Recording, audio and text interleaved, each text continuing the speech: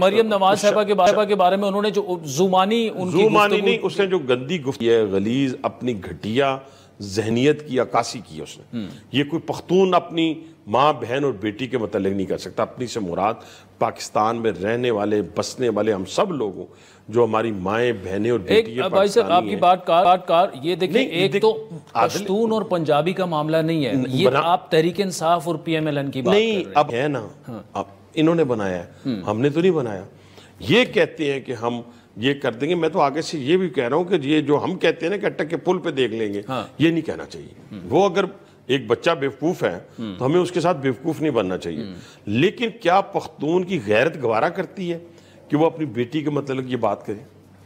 کیا کسی پنجابی کی غیرت گوارا کرتی ہے؟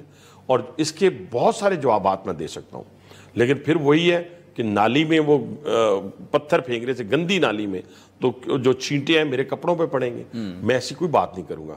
لیکن کیا یہ جو غلیظ زبان استعمال کی گئی ہے، یہ آج سے 20 سال پہلے، میں کہہ رہا ہوں نا، 20 سال نہیں 15 سال پہلے کے وزرائے اعلیٰ دیکھیں کے پی کے کیا لوگ تھے، جس بھی پارٹی سے تھے.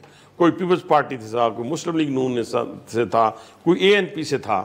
اور ان کا کریکٹر دیکھیں، اور ان کا لوگوں کے ساتھ بیہیویئر دیکھیں، ان کی گفتگو کا انداز دیکھیں، کیا تھا.